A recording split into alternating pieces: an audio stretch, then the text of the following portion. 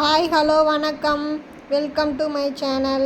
இன்றைக்கி நம்ம ரவா கேசரி எப்படி செய்யலான்னு பார்க்கலாம். ஒரு கிளாஸ் ரவையை வானலில் போட்டு நல்லா வறுத்துக்கலாம். நல்லா பச்சை வாசனை போகிற அளவுக்கு வறுக்கணும். நல்லா வறுபட்ட பிறகு இதை ஒரு பிளேட்டில் ட்ரான்ஸ்ஃபர் பண்ணிக்கலாம்.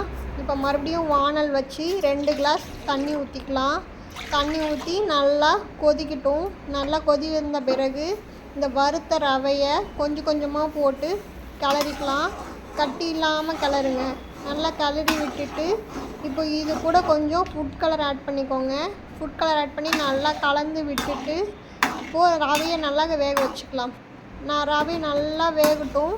நல்லா வெந்த பிறகு இப்போ இது கூட 1.5 கிளாஸ் சுகர் ஆட் பண்ணிக்கலாம்.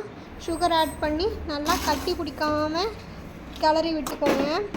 நல்லா உடச்சி விட்டு கிளறி விட்டுக்கோங்க. இப்போ பார்த்தீங்கன்னா இந்த மாதிரி கன்சிஸ்டன்சி வர வரைக்கும் நல்லா கிளறி விட்டுக்கோங்க. இப்போது வானல் வச்சு 3 கரண்டி நெய் ஊற்றிக்கிறேன். கொஞ்சம் முந்திரி பருப்பு போட்டு நல்லா வறுத்துக்கிறேன். இப்போ இது கூட கொஞ்சம் திராட்சை பழமும் ஆட் பண்ணிக்கிறேன்.